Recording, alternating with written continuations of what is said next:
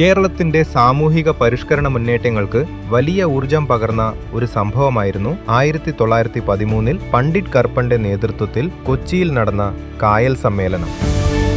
അധകൃത വിഭാഗങ്ങൾ എന്ന് പറഞ്ഞ് മാറ്റി നിർത്തപ്പെട്ടവർക്ക് സഞ്ചാര സ്വാതന്ത്ര്യം, വിദ്യാഭ്യാസത്തിനുള്ള അവകാശം, പൊതുവിടങ്ങളിൽ പ്രവേശനത്തിന് അധികാരം എന്നിവയായിരുന്നു കായൽ സമ്മേളനത്തിന്റെ പ്രധാന ലക്ഷ്യങ്ങൾ.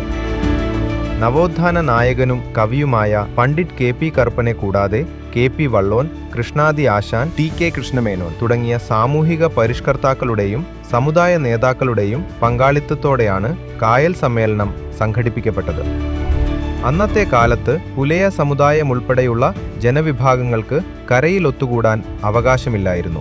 ഇതിനെതിരെ കൊച്ചിയിലെ കായലിൽ വള്ളങ്ങൾ കൂട്ടിക്കെട്ടി അതിൽ പലകകൾ നിരത്തി വേദിയുണ്ടാക്കിയായിരുന്നു പ്രതിഷേധം.